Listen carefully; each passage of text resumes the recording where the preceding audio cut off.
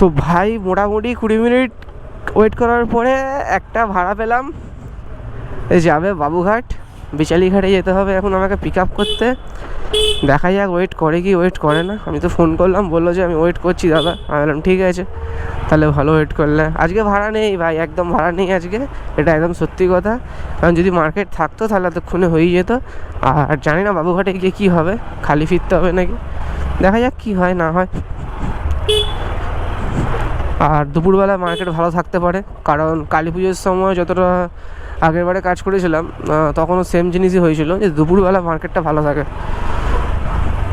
সকালবেলার দিকে অতটা একটা মার্কেট ভালো নেই, কারণ আজকে একটু ছুটি ছাটা আছে এদিক ওদিক, আর ছুটির সময় তো মার্কেট থাকবেই না। আজকের দিনেও মার্কেটে ডাউন থাকবে, আর বৃহস্পতিবারও ডাউন থাকবে। কালকে মোটামুটি ভালো মার্কেট দিয়েছিল সন্ধ্যেবেলায়, আর শনিবার তো খুবই ভালো মার্কেট ছিল। রবিবার দিন কালকে ছিল মার্কেটটা খুব ভালো, বাট আজকে মার্কেটটা ডাউন করবে জানতাম সেটা, কারণ কালকের ভাড়া দেখেই বুঝতে পেরেছিলাম। কালকে যদি অনেক ভালো মার্কেট ছিল না, ছোটো ছোটোই ভাড়া আসছিল, বাট কাজ করার মতো ভাড়া দিচ্ছিল। বাট আজকে তো সেটাও নেই। এবার জানি না, এত সকালবেলা বলে হয়তো ভাড়া দিচ্ছে না, 7টা বাজতে যায়, মোটামুটি হয়তো 8টা থেকে ভালো ভাড়া দেওয়া চালু করতে পারে। এবার দেখা যায় কি হয় না হয়।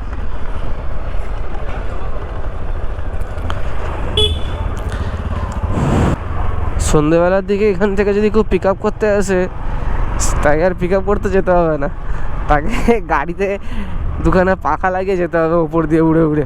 এত রাস্তা জাম থাকে এদিকে, যে সন্ধ্যেবেলা যদি আমি এদিকেও ভাড়া পাই, মানে যদি শুনি ফতেপুর তাহলে ঠিক আছে, আর যদি দেখি যে মেডিয়া ব্রিজের দিকে যাবে, মানে আরও ওইদিকে ঢুকবে, তাহলে আর নিই না। কারণ এই রাস্তা এত জাম থাকে ভাই, যে কোনো রকম ভাবেই যাওয়া যায় না। মানে যে রাস্তাটা 15 মিনিটে চলে যাবো, সেটা মনে হয় আধা ঘন্টা 40 মিনিট লেগে যাবে, শুধু বাইকের কথা বলছি। তাহলে 4 চাকার ভাড়ার অবস্থা কী হয়।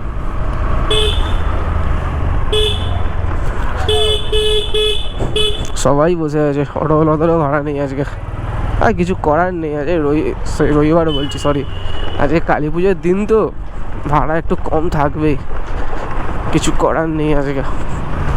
কালকে তাই ভাবছিলাম রাত্রিবেলা শুয়ে যে সকালবেলা উঠবো কি উঠবো না, যাই হোক উঠে তো পড়েছি। এবার দেখা যাক বেরিয়ে গেছি কী হবে না হবে। আর প্রতিদিন তো মার্কেট এক থাকা সম্ভব নয় না, মার্কেট তো ডাউন হবে আপ হবে। এই আজকে ডাউন আছে, কালকে হয়তো আপ হতে পারে।